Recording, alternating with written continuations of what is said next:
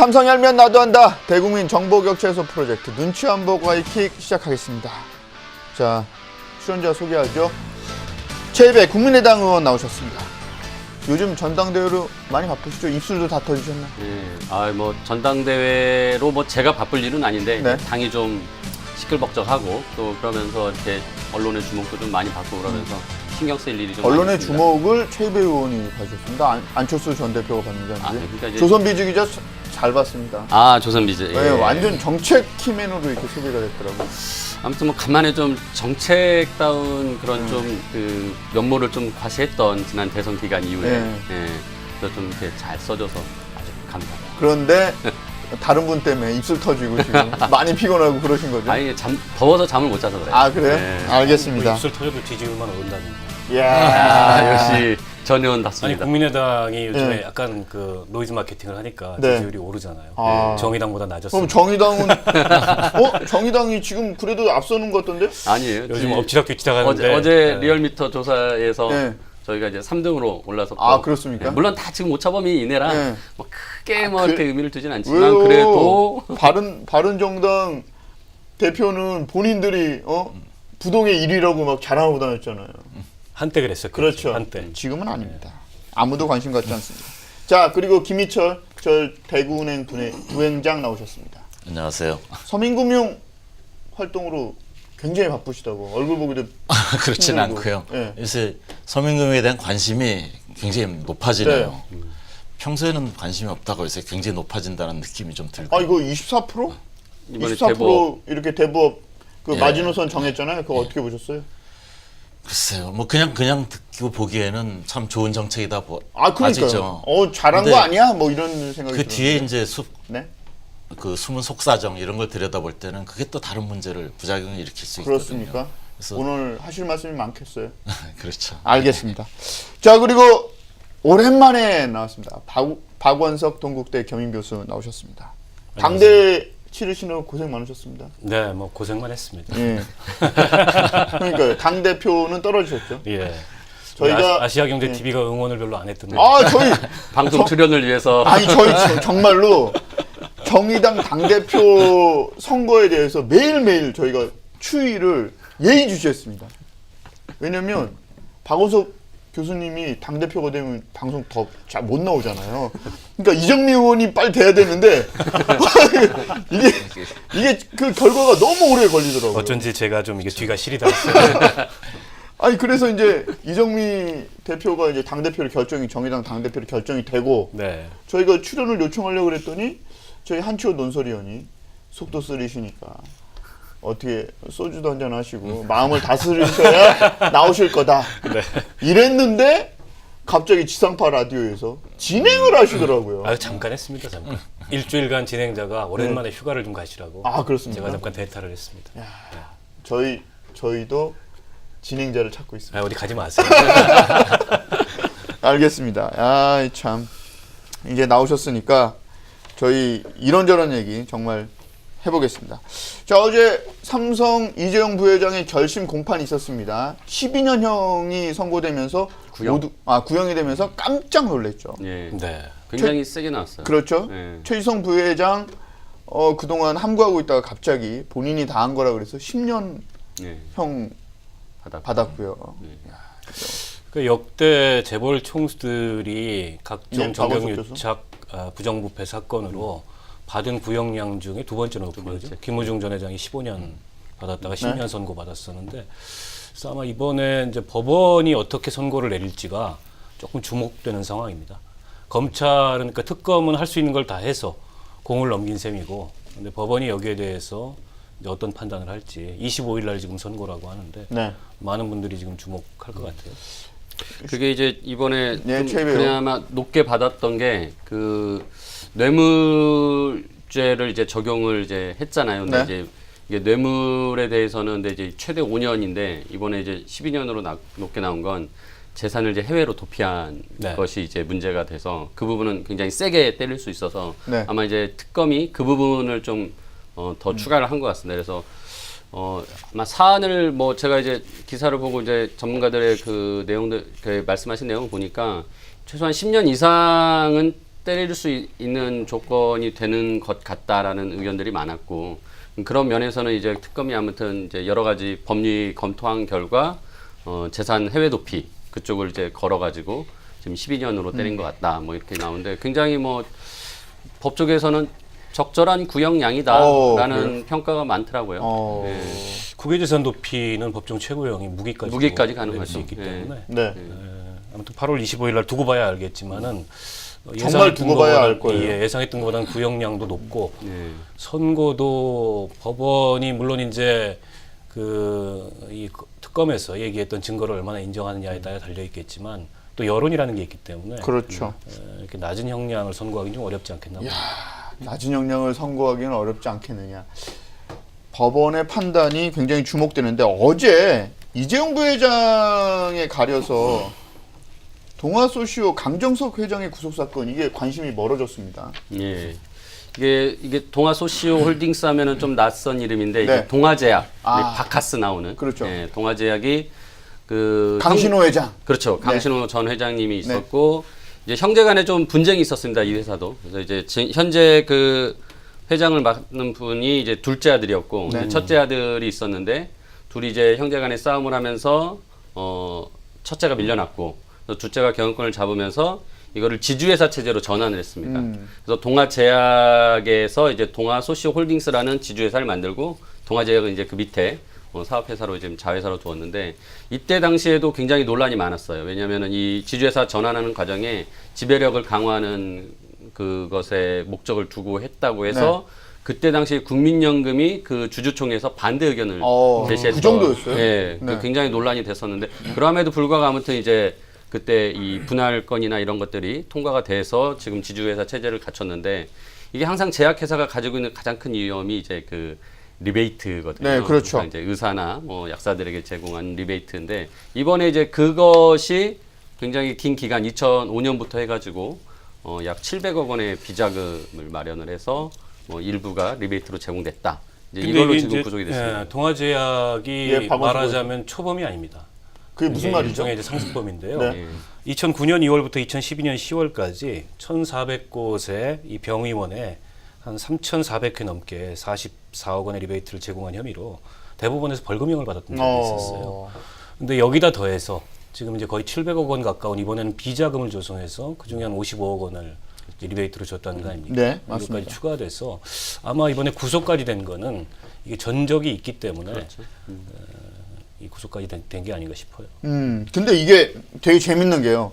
그 삼성 이재용 회장 우리가 뭐 얘기 시작할 때도 나왔지만 자신은 뭐 잘 모르고 삼성전자 소속이라서 잘 모르고 미래전략실 최지성 부회장이랑 장충기 차장이랑 이런 사람들이 다 미래전략실에서 알아서 한 거다. 네. 그게 저는 모릅니다. 네. 이렇게 한 거 아니에요. 그렇죠. 소위 말하는 바보 코스프레를 한 건데. 바보 코스프레. 예, 근데 이 그 강정석 동아소시오 회장도 자신이 한 게 아니고 영업에서 알아서 했는데 왜 나한테 그러시오 이렇게 해명을 했다고 하더라고요. 그러니까요. 근데 뭐 상식적으로 말이 안 되는 게 네? 700억 원 비자금을 조성하는데 오너의 지시 없이 이 뭐 영업 일선에서 알아서 했다는 건 거의 뭐 가능하지 않은 얘기고요. 또한 뭐 비자금 조성뿐만이 아니라 55억 원이 넘는 리베이트를 준 것도 이 소시오홀딩스 같은 규모의 회사에서 그거를 영업에서 알아서 한다 이건 불가능한 얘기죠. 그렇죠. 그게 자기가 안 했다는 게 김희철 행장. 비자금 만드는 걸 자기가 안 했다는 뜻이고요. 예. 리베이트 주는 것도 내가 준 거 아니다. 뭐 그런 의미로 했겠죠. 말은 되죠. 예, 이제 직접 행위는 아니다. 그 직접 행위는 아니다. 근데 원래 그 제약회사의 영업은 뭐 리베이트는 뭐 아직도 존속하고 있는 거고 그러다 보니까 그걸 이제 비자금을 통해서 이제 영업을 직접적으로 하니까 문제가 되니까 이제 비자금을 통해서 한 거고 그러다 보니까 자기는 모른다고 발뺌하고 나오는 거죠. 근데 이게 기간이 좀 길긴 하더라고요. 예, 2005년부터니까 한 이제 뭐 10여 년 넘는 기간 동안에 이제 조성이 700억 정도 됐다라고 네. 하면 1년에 한 70억 정도 만일 10년으로 보면 그렇게 그러니까요. 조성을 한 거면 약으로 70억 만들기 진짜 쉽지 않을 거예요. 그러니까 이게 이제 결국 보통 이런 비자금 만드는 거는 이제 뭐 허위 계산서 발행을 해서 뭐 매출한 것처럼 했다가 뭐 취소하고 돈을 돌려받고 뭐 여러 가지 그런 이제 수법들이 있거든요. 아마 이제 그런 것들도 뭐 같이 있지 않을까 싶고요. 결국 그게 있으면 이제 분식회계도 있는 거고 그렇죠. 뭐 그러면은 이제 결국은 뭐 투자자 입장에서도 당연히 그 잘못된 정보를 가지고 투자를 했다는 문제점도 있는 거고, 그래서 이게 이렇게 한번 비자금 사건이 나오면은요, 여러모로 이제 물려 있는 사안들이 많습니다. 그래서 제가 보기에는 이제 구속까지 한 이유는 네. 말씀하신 대로 이제 전적도 있긴 하지만 이게 이제 굉장히 큰 사건으로 볼 수 있다라는 거죠. 이제 검찰 입장에서 이런 부분들을. 그래서 700은 진짜 큰 거예요. 금액도 크고 네. 그 부분이 이제 단순히 비자금 조성뿐만 아니라 이제 분식회계나 뭐 그렇게 세금 포탈도 있고 막 여러 가지 이제 줄줄이 또 엮여 나옵니다. 그렇게 한번 걸리면은. 그래서 그런 부분들을 굉장히 심각하게 보고 검찰에서 구속까지 했을 거라고 저는 생각이 듭니다. 이게 감사원이 조사한 거를 보면은요, 예? 2007년부터 11년까지 이 제약사가 강석 교수? 의사 또 뭐 병원, 약국 이런 의료기관에 준 리베이트 금액 총액이 한 1조 원이 넘어요. 그러니까 이게 한 회사로 보면은 뭐 연간 한 70억, 80억 이렇게 된다고 네. 하더라도 그 업계 전체로 봐서는 이게 상당한 검은 돈 거래가 있는 거거든요. 계속 흘러다니는 돈이요. 그리고 이게 이제 뭐 그동안에 리베이트 쌍벌제나 또 약가 연동제나 이 리베이트를 규제하기 위한 여러 가지 제도적 장치들이 도입이 되니까 더 음성화되는 경향들이 있어요. 이번에도 비자금을 조성해서 그 조성된 비자금으로 리베이트를 주는 방식으로 과거와 다르게 이게 또 한 단계 더 음성화된 거잖아요. 그래서 그렇게 봤을 때 좀 이거는 그동안의 규제책들이 마련됐지만 보다 좀 근본적인 그런 이 근절책이 마련이 돼야 될 것 같아요. 이게 불똥이 이제 예, 김희철 행장. 병원으로도 튀겠죠. 물론이죠. 예. 아, 이게 이제 이제 그러니까 시작으로 이게 누구한테 갔느냐 하면은 그게 이제 비정상을 정상화하는 과정에서 거기까지 경고가 들어가는 거겠죠. 그래서 이게 불거지면은 이제 병원들까지 같이 이렇게 한바탕 이렇게 정화 작업이 이루어질 수도 있지 않나. 굉장히 큰 작업일 것 같은데요. 검찰 입장에서. 그렇죠. 근데 이제 솔직히 예전보다는 많이 그 리베이트 이런 거 줄었죠. 줄어들었어요. 줄었다고 하는데도. 말씀하신 대로 뭐 쌍벌제도 도입하고 하니까 이제 의사들도 옛날에는 주는 사람만 처벌했는데 이제 받은 사람도 처벌하니까 이제 의사 입장에서는 야 이거 얼마나 큰 혜택도 아닌데라고 하면서 이제 자기 리스크는 커지니까 이제 그 거부하기도 하고 해서 많이 그게 이제 현재 관행들은 이제 바뀌어가고는 있다고는 하나 근데 여전히 남아 있는 건 사실이고요. 이제 그 특히나 외국계 제약 회사들이 좀 이런 걸 좀 바꾸는데 오히려 이제 도움을 좀 주고 있는 거죠. 관행을 바꾸는데 거기는 이제 리베이트 같은 걸 이제 잘 안 해주는 좀 관행들이 있다 보니까 국내 제약사들 입장에서는 이제 좀 그나마 경쟁을 하는 과정에서 좀 리베이트를 많이 제공했는데 외국계 제약사들이 이제 그런 것들을 안 하면서 오히려 거기는 영업이익이 더 나고 하니까 그렇죠. 어차피 이제 약은 먹어야 되니까. 예, 국내에서도 이제 그 제약사들도 좀 따라가는 요즘 분위기는 형성이 됐다. 이제 가까운 이제 제약사 다니는 분이 그런 얘기를 하시더라고요. 그래서 아무튼 근데 이번에 뭐 동아제약 이번 이 사건으로 또 한번 다시 우리 김철 부의원님 말씀하신 것처럼 또 사회가 좀 깨끗해지게 예, 또 되는 계기가 되는 거죠. 예. 그리고 리베이트 얘기가 나와서 그런데요. 카이 비자금 수사에서 52억 중에 17억 원 정도가 상품권으로 이용돼서 이게 또 어디로 전달되는데 어디로 가는지 찾을 수가 없다고 합니다. 야, 이거 상품권이 그러니까 검은 돈으로 유통되는 그 창구로 그냥 이용되고 있다 이렇게 봐야 되네요. 기가 막힌 상품이죠, 상품권이. 왜냐면 이게 네, 김희철 행장. 무기명 채권이에요. 그렇죠. 네. 일람 출금의 무기명 채권. 가진 사람이 가져가면 돼요. 야, 그 추적도 잘 안 되고요. 그러니까요. 그러면 이게 이제 기업에서는 이게 이제 상품권 발행하는 데는 선수금의 효과가 있는 거죠. 이제 금융 효과가 있는 네네네. 거고. 이게 사는 데서는 누구한테 사실 상품권을요 자기가 쓰려고 상품권 사는 사람 없어요. 선물하려고. 다 선물용, 접대용 다 이거죠. 아, 그렇죠. 그리고 가까운 사람한테 가령 저희 부모님한테 뭐 상품권 사준다 그러면 그 상품권 사준 거에 자기가 받은 거 주는 거지. 그냥 현찰들이지 뭘 상품권을 사드려요. 맞네요. 그래서 정확하게 보면 상품권은 접대용 외에는 용도가 없는 거예요, 사실은. 근데 기업으로서는 되게 또 좋아요. 좋죠. 지출이 증빙이 되잖아요. 아, 그렇군요. 지금 그 증빙이 안 돼서 접대할 수도 그러니까. 없는 그 금액도 굉장히 축소돼 있고 그렇거든요. 그래서 상품권이라는 게 아주 기가 막힌 아주 상품이에요. 이게 이제 상품권이 이제 예, 제가 최근에 최대원. 그래서 법안 발의하시죠. 예, 법안을 그러시죠. 발의했는데 이게 이제 뭐 제가 처음 발의한 건 아니고요. 이게 이제 경실련에서 19대 이제 아, 지난 상품권을 이용한 부정 방법과 뇌물 이용 방지에 관련된 법안 얘기하시는 거예요? 예, 그렇죠. 아, 그 이게- 최배 의원이 하신 거예요? 예, 제가 이번에 이제 발의를 했는데 네. 이제 이게 19대 때도 냈었어요. 근데 이제 경실련에서 이제 그 계속 이 법안을 좀 그 내자라고 네. 이제 해서 뭐 19대 또 나왔고 제가 이제 이번에도 좀 냈는데 이게 기업들은 진짜 싫어하겠어요. 연간 한 9조 원 가까이 9조 됩니다. 네. 이게 상품권 1년 동안 발행된 게. 그러니까 상품권 보시면은 이게 지폐는 그러니까 화폐는 아니지만 다 이게 조폐공사에서 그렇죠. 찍어주거든요. 그러니까 이제 조폐공사에서까지 통계가 다 잡혀요. 2016년에 조폐공사에서 발행한 상품권이 8조 9천억. 예, 한 거의 9조 정도 9조 정도 되는데 되는 거. 요즘은 또 문제가 뭐냐면 모바일 상품권들이 이제 많이 생기잖아요. 아, 그렇죠. 예.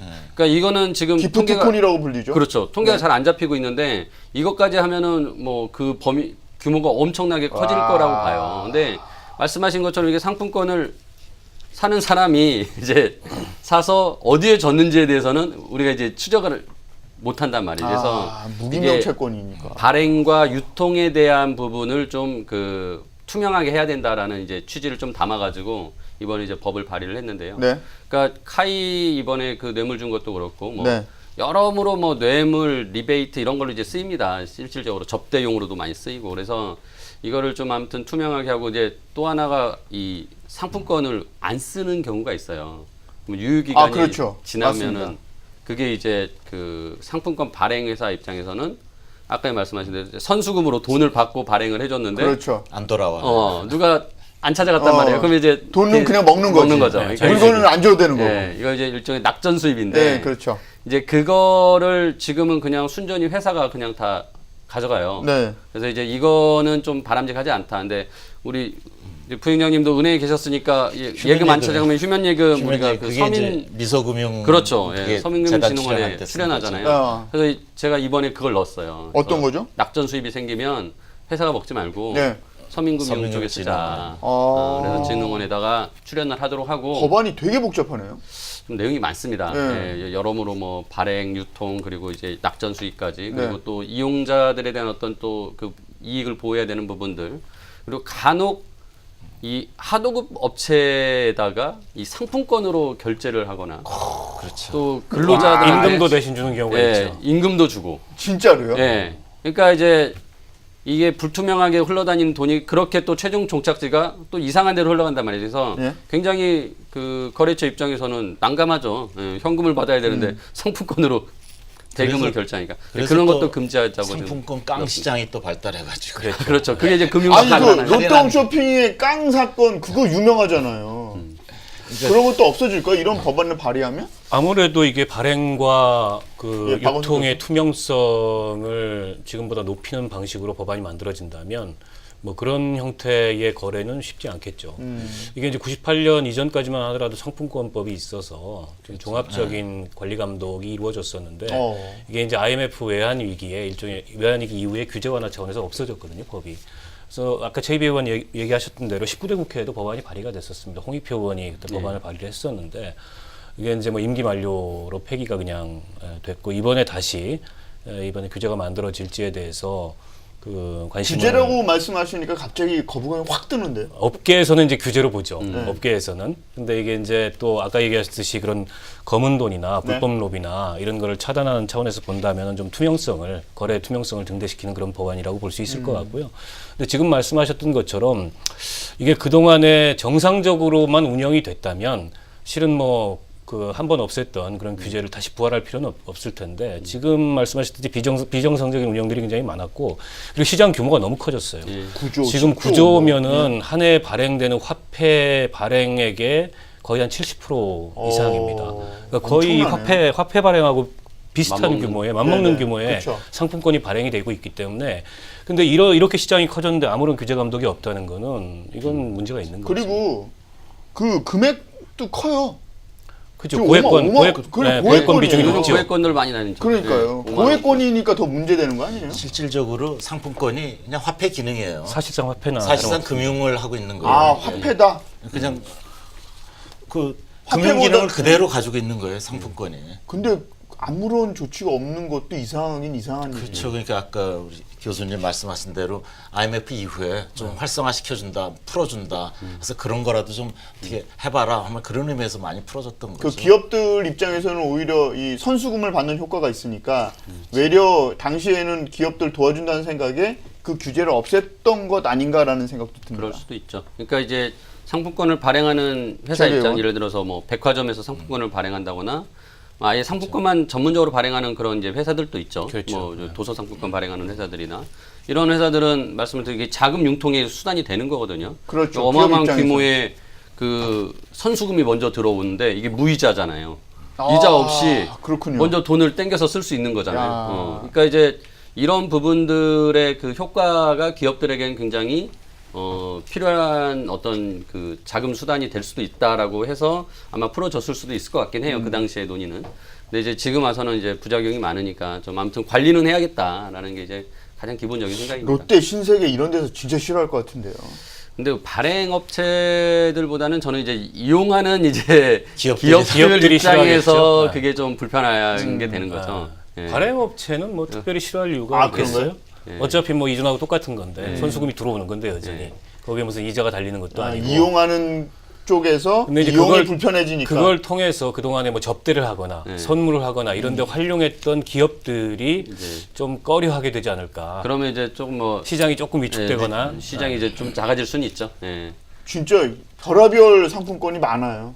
예. 근데 그것도 뭐 화폐 기능을 한다고 김철 행정께서 말씀하셨잖아요.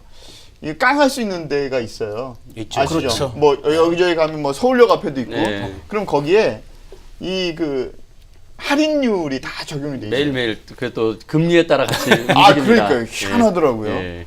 그래서 이게 사채 시장의 큰 어떤 포션을 차지하고 있죠. 아, 그래요? 예. 어. 왜냐하면 이게 자금 융통의 수단으로 되기 때문에 네. 결국은 그러니까 그 예를 들어서 직접 발행할 수 있는 사람이라면 자기가 발행을 해가지고 이걸 가서 깡에서 자기가 먼저 현금을 줘다라는 거거든요. 그러니까 물론 발행해서 판매해가지고도 할 수 있겠지만은 그게 아니라 대규모로 자기가 그렇죠. 가서 깡을 해가지고 오면은 자금 융통이 가능하죠. 자금 융통이 가능한 거죠. 그러니까 이거는 이제 사채를 빌리는 거하고 똑같은 거죠.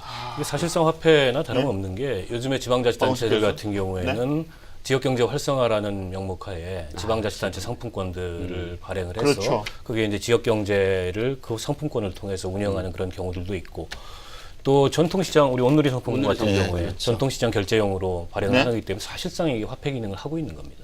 그렇군요. 저희 제작진이 이게 상품권에 대해서 조사를 좀 해봤더니요.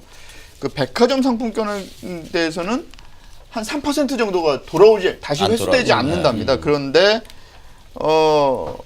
그 문화 상품권, 도서 상품권 이런 거는 45일만 지나면 거의 다 이렇게 회수가 된다고 하거든요.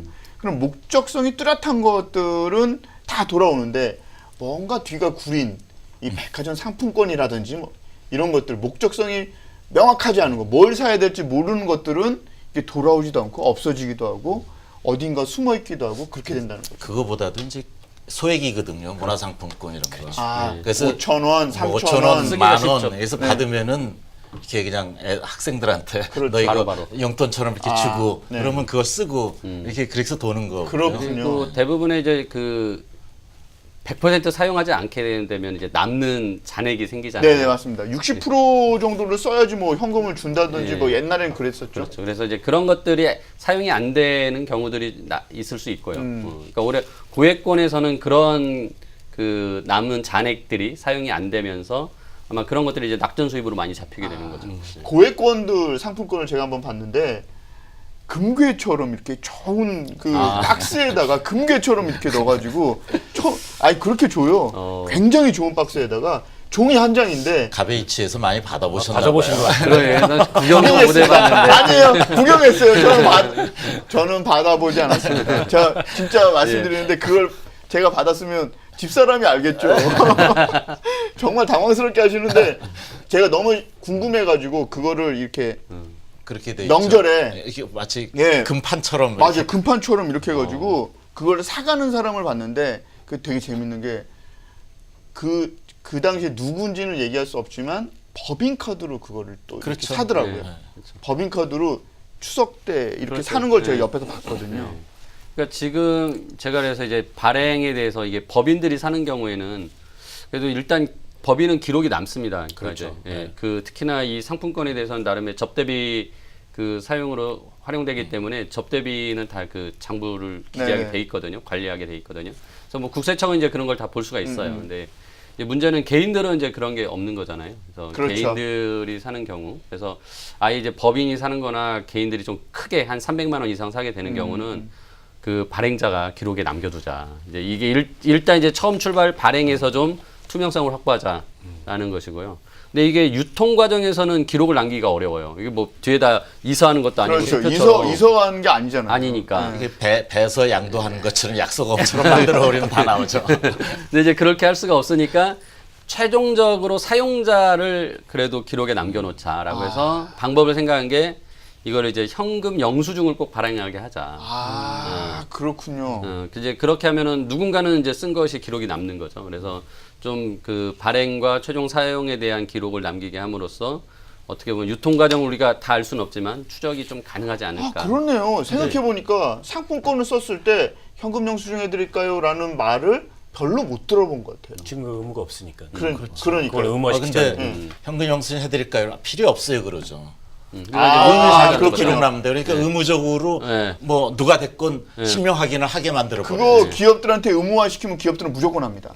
물론 쓰는 사람들은 안 하겠지만, 안 하겠지만. 기업들한테 그 의무화시키면 그거는 그러니까. 자동적으로 교육을 받으면은 그냥 그렇죠. 실명 무조건 받아라. 확인하듯이 꼭 받아라 그러나요? 그렇죠. 그래서 그 이제 그렇게 법안에 거기 들어가 있습니까? 네, 그걸 넣었죠. 아 그래요? 예, 예. 야, 너무 아니 원래 국회의원이 이렇게까지 치밀하지 않거든요. 되게 허술해요. 저 얘기해 보면 엄청 국회의원 해보셨잖아요, 박 교수님. 저는 안 허술했습니다. 안 그랬어요. 박원석 전 의원님도 엄청 꼼꼼하셨죠. 아, 그래요? 그러면 이제 제가 또 같이 지내봐서 잘 압니다. 상품권 못 받으시겠네 이제. 아 그래요? 제가 이렇게 허술합니다. 근데 그동안에 이제 박원석 19대 국회 때부터 이게 여러 가지 좀 구멍들이 너무 많다. 그래서 조금 보완이 필요하다는 논의가 쭉 축적이 돼서 왔기 때문에 네, 그렇죠. 그리고 최이배 의원이 낸 법안이 뭐 시장을 위축시키거나 이러자 내지는 유통을 막거나 이런 목적이 아니고 지금 이 커진 시장 규모 그리고 거래 투명성이 전혀 없는 조건에서 시장 규모는 너무 커졌기 때문에 일정한 관리 감독은 좀 필요한 거 아니냐. 그래서 저는 필요한 입법인 것 같습니다. 근데 이제 이게 예, 그 최배우. 유가증권으로 보기 때문에 이제 관리 감독을 이제 지금 금융위가 해야 된다라는 입장으로 저희가 이제 금융위 소감 법률로 냈거든요. 아 근데 이제 금융위는 근데 좀 별로 환영하진 않는. 왜냐면 이게 왜 그렇죠? 일이 늘어나니까. 일이 늘어나고 이게 골치 아픈 일이지 이게 그 어떻게 B2C 금융위가 B2C 하기 싫어해요. 개인과 이렇게 엮여 있는 거 이런 거 싫어하고 큰 덩어리 은행 이런 데나 규제하고 그렇죠. 이런 건 하고 싶어야지. 예, 규제하려 그래도 어떤 뭐 관련된 기관이 없잖아요. 그렇죠. 그러니까 굉장히 머리가 아픈 네. 거죠. 그거 하려면. 그래서 별로 환영하지 않더라고요. 그래서 이 정부가 좀 이거를 이렇게 적극적으로 수용해 줘야 또 이게 되는데 다행히도 그 이제 민주당의 여당인 홍익표 의원님도 이제 비싼 법을 미리 또 발의를 하셨어요. 네. 한 6월에. 그래서 이제 아마 이제 같이 좀 논의를 하는데 여당이 좀 긍정적인 입장이 있으면 뭐 정부 측에서도 좀 수용할 가능성이 높지 않을까라는 생각을 하고 기대를 해봅니다. 최 이번에. 의원이 그 낙전 예. 수입이라는 게 이게 예. 이제 안 돌아와 가지고 이제 수입이 되는 거잖아요. 근데 그렇죠. 그런 게 요새 많아요 우리나라 사회에. 그게 무슨 얘기죠? 은행에서는 이제 전번에 뭐 자기압 수명예금. 수표 같은 경우도 이제 이걸 내놔야 된다는 이야기. 자기압 수도 안 들어오는 경우 많거든요. 아 그래요? 아 그렇죠. 그리고 가령 학원을 등록했는데 한 달 나가다 안 나갔다 3개월치 등록했는데 헬스클럽 같은 경우. 대표적으로 헬스클럽. 그것도 낙전 수입이거든요. 예. 그렇죠. 엄격히 보면 그렇죠. 사용되지 않은 네, 부분은 마일리지 서비스 따로 이런 것도 안 쓰는 경우 뭐 저도 포인트. 무슨 마일리지 서비스 카드에서 뭐 포인트. 제주도 항공권을 주는데 몇 년 동안 못 써봤거든요. 왜냐하면 혼자 쓰는 게 아니라 내가 쓰면 동반권을 준다 뭐 그러는데 못 써봤거든요. 이게 어디로 이제 있을 거예요. 거기 비용이 계산됐을 텐데 그런 게 요새 많아요. 그래서 이게 사실 그 부분에 대해서 전체를 총괄하는 것도 한번 검토해 볼 만한 게 아니냐. 좋은 아이디어시네요. 소비자원이 빨리 생겨야 되겠는데. 음. 그렇죠?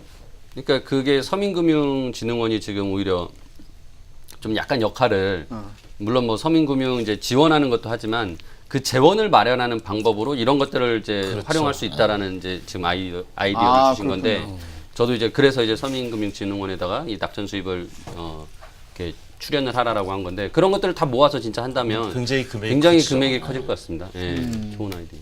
그렇군요. 자 그러면 그 서민금융 얘기가 나왔으니까 최고금리 인하 얘기를 좀 해봤으면 좋겠어요. 정부가 내년부터 법정 최고금리를 24%로 낮추기로 했다. 뭐 앞서서 얘기했지만 제가 그냥 일반 서민 입장에서 얘기 들었을 때는 야, 내가 돈 빌렸는데 최고 금리를 24%까지 정부가 이렇게 딱 끊어가지고 더 못 받게 해준다는 거야? 좋은데? 잘하는 것 같은데? 라는 생각이 듭니다. 거기다가 24%나 받아? 뭐 이렇게 일반 사람들 그렇게 생각하죠. 24%, 뭐 50%도 뭐 그렇게 많이 받아? 뭐. 아, 24%도 높죠. 아, 그렇죠. 실질적으로는 높긴, 이제 예. 예. 그런데 이제 돈을 급하게 빌려야 되는 어쩔 수 없는 분들은 24%도 감지덕지일 가능성이 있다는 거죠. 더 우리 뭐 1000%막 이런 얘기도 들었잖아요.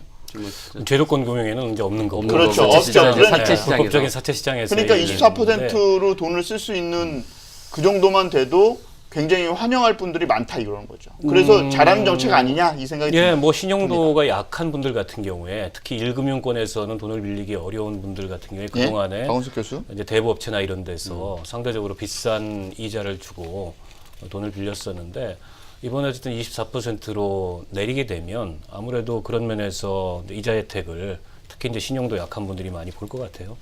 근데 거기 함정이 있어요. 예. 함정이 있어요. 예, 네. 김인철 그 의원님. 함정이 뭐냐면요. 이 각자 도생 시대라서 네, 예. 낮추잖아요. 그러면 대부업체들은 어떻게 나올 거냐 이거죠. 축소하겠죠 대출을. 대부업체는 대출을 안 하는 거 축소하는 거죠. 은행이 아닌 대부업체. 예. 근데 대부업체 지금 대부업체나 저축은행들 캐피탈이나 금리가 거의 비슷합니다. 아 그래요? 24% 25%다 받고 있어요. 실질적으로 저축은행이 그래서 이제 이익이 많이 좋아졌는데 예전에 PF 대출 하다가 한번 골탕 먹고 나서 이제 개인 대출로 하면서 금리를 높게 받거든요. 그러면 대부업체 같은 경우에 금리가 어떻게 형성되냐면요. 조달 금리가 있고요. 예. 판매 관리비가 있고 그다음에 대손율이 있어요. 이걸 합쳐봤을 때 25% 이하로는 자기네들 유지를 할 수가 없다. 그래서 실제 우리나라 그 대부업체 금리 66%에서 계속 떨어져 왔거든요. 아 66%. 네. 네. 근데 계속 그렇죠. 떨어지면서 대부업체들이 계속 문을 닫았어요. 그래서 굉장히 바람직한 현상인 것 같은데요. 그게 아니라 대부업체 문 다 간판 내리고 밑으로 다 스며들었다는 거죠. 그게 무슨 말이죠? 밑으로 숨어들었다는 그러니까 거예요? 대부업체도 금감독원에 이제 등록을 해야 되는데 등록 안 하고 그냥 반납하고 그냥 불법 사채업으로 가는 거죠. 그냥 불법 길거리에서 이거 사채업으로. 뿌리는 거 계속 나타나잖아요.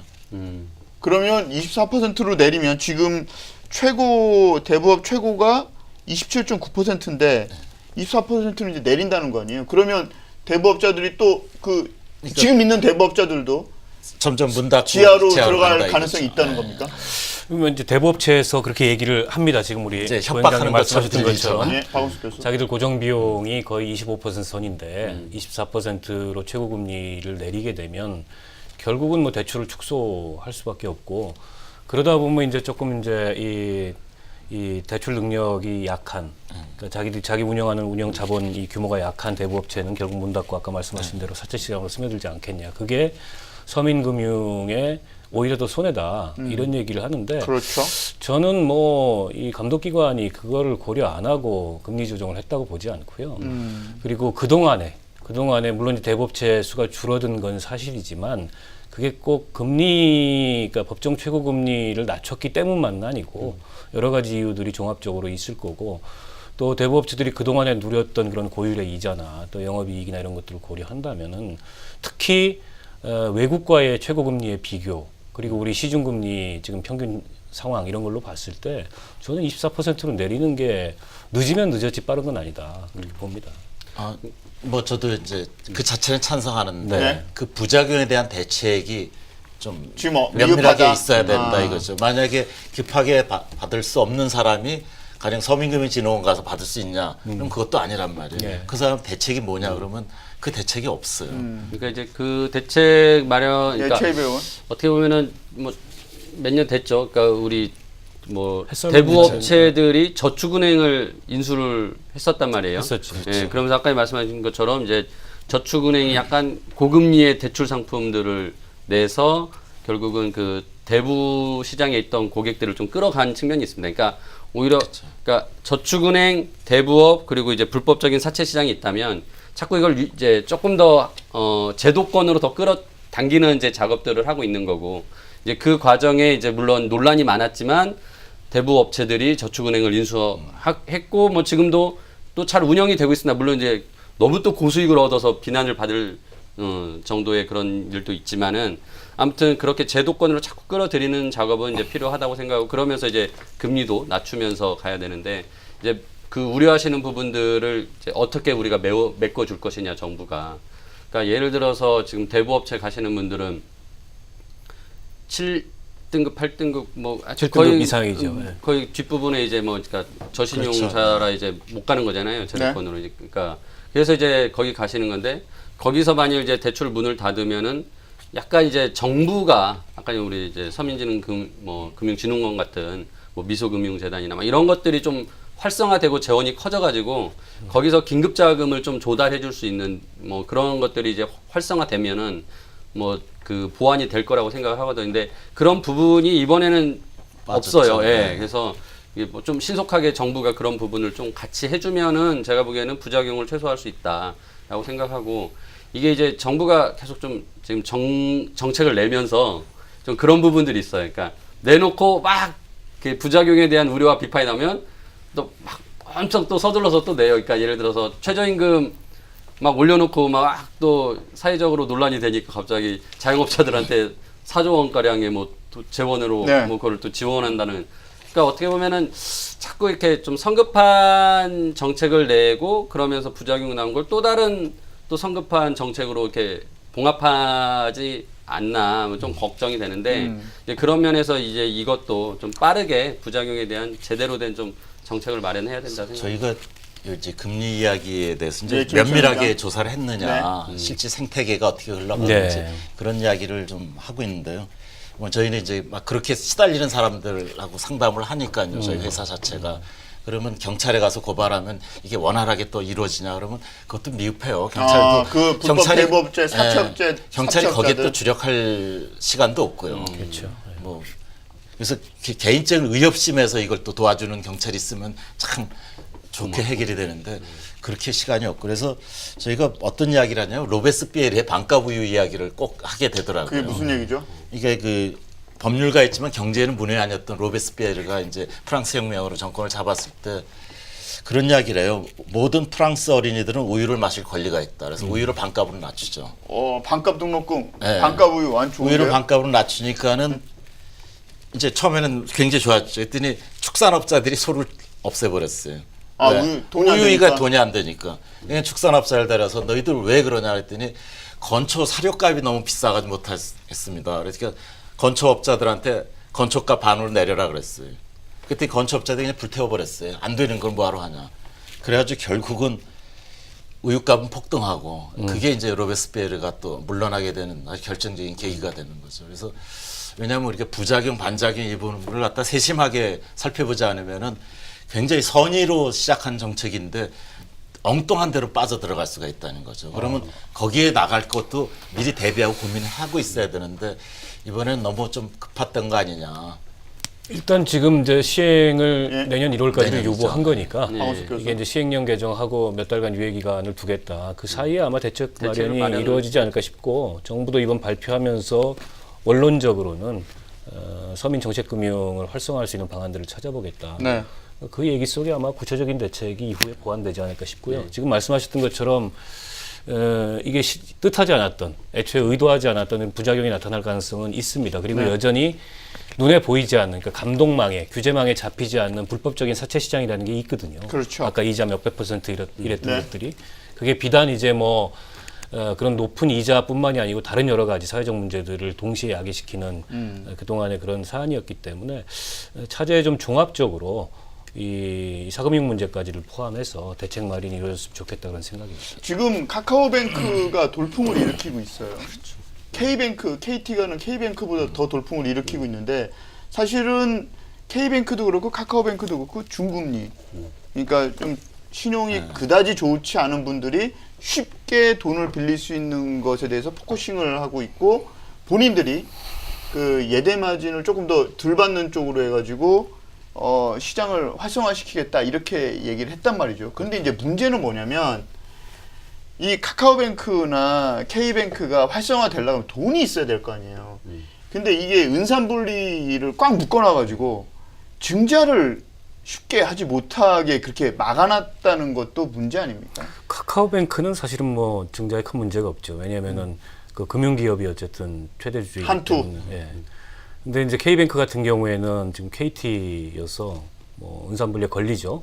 근데 아마 최근에 금융위원장이 인터뷰한 거 보니까는 은산분리에서 제외하는 방안 긍정적으로. 예, 긍정적으로 근데 그게 검토하겠다. 가능해요? 은산분리에서 그 인터넷 은행들만 분리한다. 지금 은산분리나 금산분리를 손을 못 대는 게 만에 하나 그거를 그 법에 대해서 손을 대는 순간 당신 이재용이랑 무슨 상관이야? 이 얘기 분명히 듣거든요. 그럴 수 그렇죠? 있죠. 예. 그렇잖아요. 네. 그래서 그걸 손을 못 대는 거 아닙니까? 그래서 이제 인터넷 전문은행을 특별법으로만 따로 빼가지고 네. 지금 이제 그 논의를 하고 있죠. 그래서 제가 이제 그 제안했던 게 뭐였냐면은, 그러니까 정부가 이제 지난 정권에서는 계속 인터넷 전문은행을 만들면서 이 인터넷 전문 업체, 즉 카카오나 뭐 KT가 이제 이런 지배권을 행사해야 되기 때문에 50% 이상의 지분을 갖도록 하는 것으로 이제 이 은산분리의 예외를 열어주자. 그러니까 산업자본이 은행을 지배할 수 있게 해주자라는 그렇죠. 걸 이제 계속 강조를 했는데 이게 너무 제가 보기에는 50%까지 갈 필요도 없어요. 그러니까 그렇죠. 예, 지배하려면 한 3분의 1 정도만 가지고 있으면은, 그리고 나머지 지분이 분산돼 있으면 경영권은 안정적으로 가져갈 수 있다고 보거든요. 그래서 제가 너무 그렇게 욕심내지 말고 한 3분의 1 정도만 하자라고 이제 제가 좀 타협안을 제시를 했었고, 그리고 이거를 좀 지켜보면서 부작용이 있는지 없는지 보고 한번 판단해보자. 일단은 은행을 연 다음에. 근데 지금 이제 은행이 둘 다 열렸단 말이에요. 그렇죠. 그리고 지금 말씀하신 것처럼 자금이 이제 필요하다. 정말 이게 네. 제대로 활성화되려면. 그렇다면은 이제 좀 지켜보고 진짜 그런 부분에 대해서 우리가 좀 그 은산분리의 예외로 열어줘서 좀 인터넷 전문은행이 활성화되고 진짜 목표했던 중금리 대출 시장을 열어가도록 좀 지원해 주는 게 이제 바람직하지 않겠냐라고 했는데, 이제 지금까지 민주당 등이 이제 굉장히 반대를 했죠. 은산분리 네. 원칙을 훼손하면 그렇죠. 안 된다. 맞습니다. 너무 원칙적으로 이제 했는데 네. 지금 정부가 이제 뭐 바뀌고 정부 쪽에서도 지금 이제 이거에 대해서 긍정적으로 평가하기 때문에 제가 보기에는 여당인 민주당에서도 이제는 조금 전향적으로 검토해야 되지 않냐라는 생각을 해요. 그래서 근데 그런 움직임 별로 안 보인단 말이죠.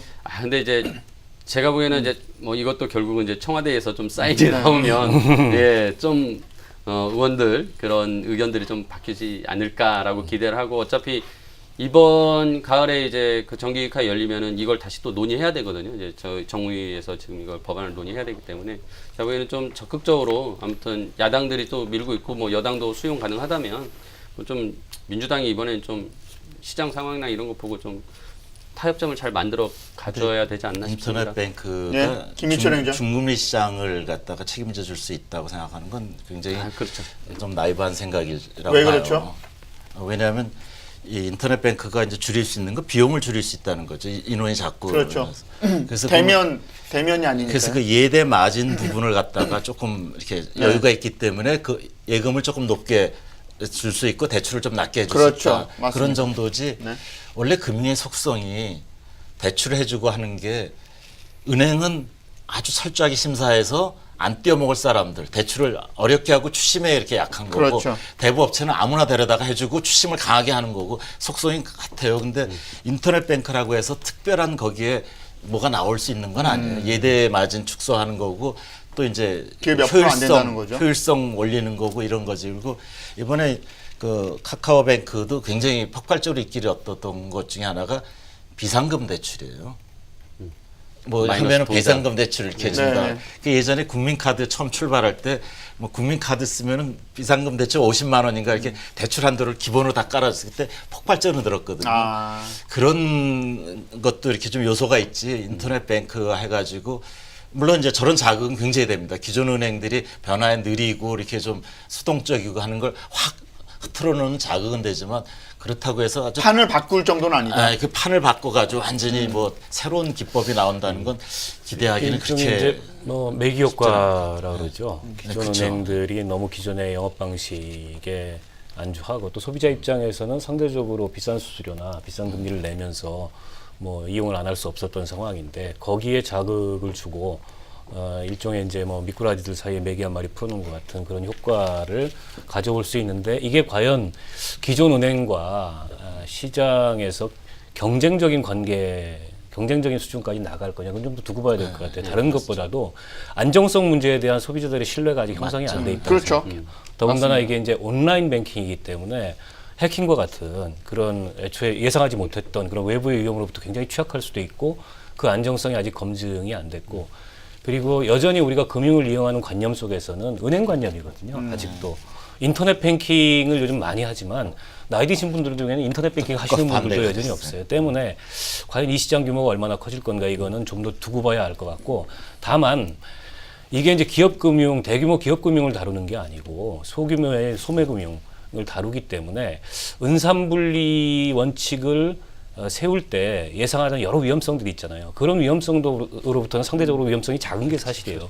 때문에 이게 좀 은산분리 기존 규제하고는 이게 전통적인 은행이 아니고 IT 기술과 또 금융업이 새로 결합된 새로운 금융시장이 열리는 거기 때문에 네.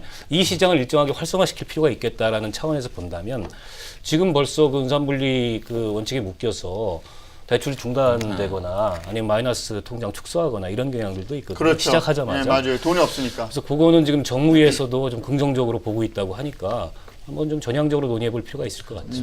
그 대신 이제 인터넷 뱅크들이 오퍼레이션 리스크 아까 말씀하신 네. 해킹이라든지 이런 할 때 사고가 나면 굉장히 대형 사고가 될 대형 수 사고죠. 있거든요. 왜냐하면 딱 그것밖에 없기 때문에 그래서 그 부분에 대해서는 좀 감독기관에서도 좀 면밀히 들여다봐야 될 것 같고요.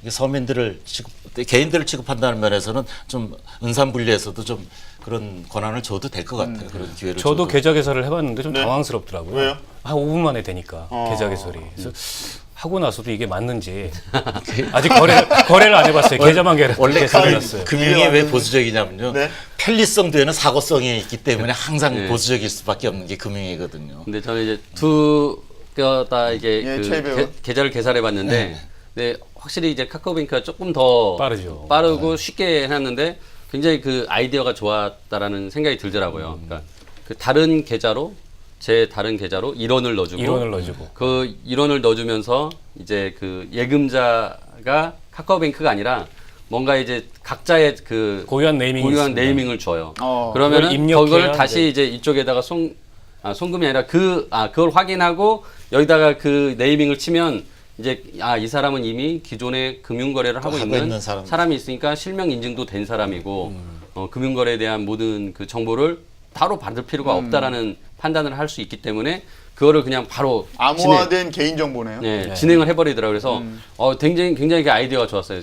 K뱅크 할 때는 그 대면이어가지고 뭐 카메라 이렇게 저기 화상 통화해가지고 본인 인증하고 막 이랬거든요. 아, 그래요? 네, 근데 그게 시간이 되게 많이 걸렸는데 이제 그런 걸 건너뛰고 해서 아이디어는 굉장히 좀 좋았다는 생각이 들고 아까 이제 우리 정 부행장님이 말씀하신 것 중에 하나가 이게 이 중금리 대출 시장을 다 뭐 대체할 만한 규모는 안 될 거라고 이제 말씀하신 게 이제 진짜 전적으로 동의하는데 이 금융위가 처음에 인터넷 전문은행에 대한 그 사업 계획서를 이제 가져온 거죠. 그러니까 각 두 은행이 사업 계획서를 냈고 이제 그거를 이제 정리해가지고 이제 보고를 한 거예요. 근데 그걸 보니까 3년 후에 예를 들어서 뭐 자산 규모를 3조 원을 만들면 네. 거기에 중금리 대출로 뭐 한 10%밖에 안 하는 거예요. 3천.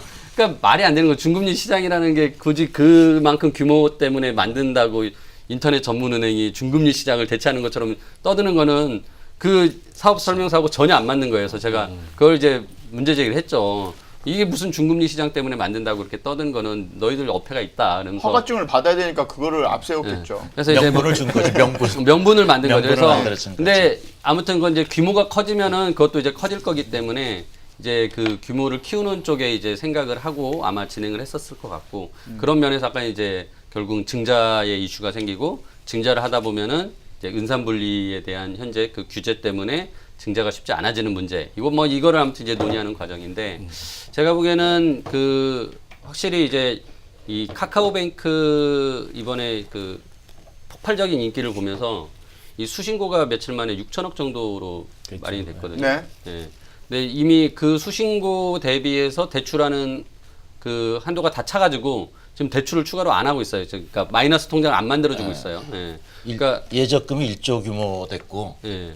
대출이 7,700억 넘었고. 1조 넘었으니까 네. 제가 엊그저께 봤을 때는 6천억 봤는데 그러니까 이게 굉장히 폭발적으로 이게 그 예적금 그러니까 수신이 많이 쌓이면 결국은 그걸 근거로 여신을 할 수 있는 거잖아요. 그러니까 의외로 자본 출자를 통해서 자금을 마련하기보다는 이 수신을 통해 가지고 할 수 있는 거니까 이거를 조금 더 활성화시키면은 생각보다 빠른 속도로 커질 수 있다는 생각이 듭니다. 알겠습니다. 저희가 열심히 떠드는 동안 저희가 벌써 끝날 시간이 다 됐습니다. 예, 눈치 안 보고 하이킥 저희가 준비한 내용은 여기까지입니다. 내일 좀 더 새로운 내용, 재밌는 내용으로 다시 찾아뵙겠습니다. 감사합니다.